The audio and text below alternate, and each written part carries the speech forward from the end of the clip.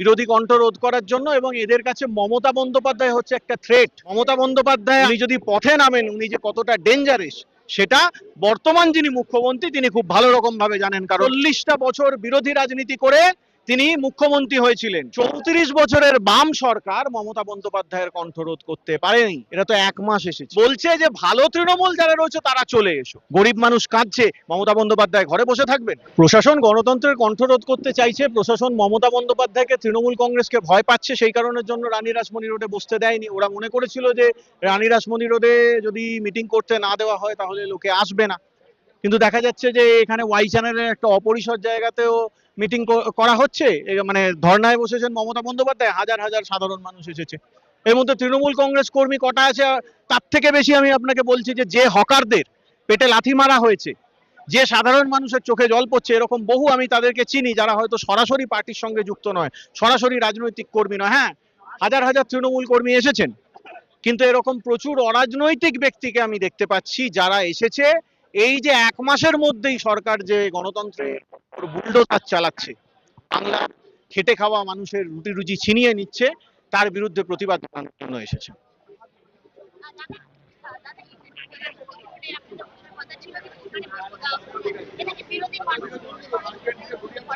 খুব স্বাভাবিকভাবেই বিরোধী কণ্ঠ রোধ করার জন্য, এবং এদের কাছে মমতা বন্দ্যোপাধ্যায় হচ্ছে একটা থ্রেট। কারণ এরা জানে যে মমতা বন্দ্যোপাধ্যায় নবান্নের 14 তলায় আছেন মানে উনি অনেক শান্ত আছেন। মমতা বন্দ্যোপাধ্যায় আজীবনকাল তার জীবনের 40টা বছর বিরোধী রাজনীতি করে তিনি মুখ্যমন্ত্রী হয়েছিলেন। উনি পথে নামলে ওই নবান্নের 14 তলায় উনি শান্ত রয়েছেন, কিন্তু উনি যদি পথে নামেন উনি যে কতটা ডেঞ্জারাস সেটা বর্তমান যিনি মুখ্যমন্ত্রী তিনি খুব ভালো রকম ভাবে জানেন, কারণ উনিও একসঙ্গে মমতা বন্দ্যোপাধ্যায়ের সঙ্গে, মমতা বন্দ্যোপাধ্যায়ের নেতৃত্বে রাজনীতিটা শিখেছেন। মমতা বন্দ্যোপাধ্যায়ের নেতৃত্বে ওই নবান্নের 14 তলার রাস্তাটা উনি চিনতে পেরেছেন। ওই কারণের জন্যই উনি আগে থেকে সাবধান হয়ে মমতা বন্দ্যোপাধ্যায়ের পথ রোধ করার চেষ্টা করছে, কণ্ঠ রোধ করার চেষ্টা করছে। কিন্তু আপনাদেরকে এইটুকু আশ্বস্ত করে রাখতে পারি যে 34 বছরের বাম সরকার মমতা বন্দ্যোপাধ্যায়ের কণ্ঠরোধ করতে পারেনি। এটা তো 1 মাস এসেছে।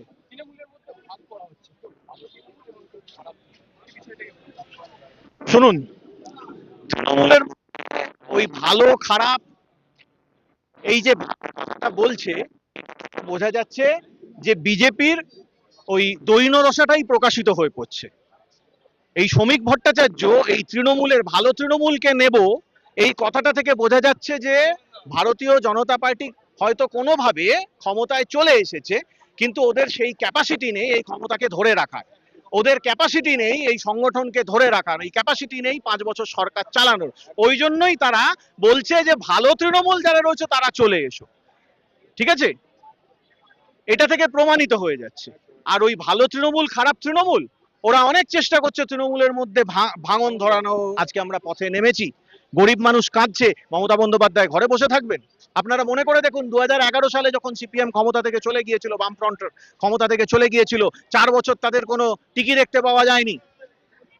2021 সালে বিজেপি যখন হেরে গেল, অত কিছু করার পর পুরো রাষ্ট্রীয় ফোর্সকে, পুরো রাষ্ট্রীয় শক্তিকে নামিয়ে দেওয়ার পরও যখন ওরা ক্ষমতা দখল করতে পারেনি, বিজেপি প্রায় 5-6 মাসের জন্য পুরো মার্কেট থেকে হাওয়া হয়ে গিয়েছিল। মনে করে দেখুন 2021 সালে নির্বাচনের পরেই করোনার সেকেন্ড ওয়েভ চালু হয়েছিল, একটাও বিজেপির নেতাকে, 77 জন বিধায়ক জিতেছিল, একটাও বিজেপির বিধায়ককে দেখেছিলেন করোনায় যে মানুষগুলো তরপাতে শ্বাসকষ্টে মরে যাচ্ছিল তাদের পাশে গিয়ে দাঁড়াতে? কাউকে দেখেননি। তখন তারা ওই মোদিজির কথায় তালি বাজাচ্ছেন, থালি বাজাচ্ছিলেন। পথে নেমেছিলেন মাত্র মমতা বন্দ্যোপাধ্যায় আর তার নেতৃত্বে তৃণমূল কংগ্রেসের কর্মীরা।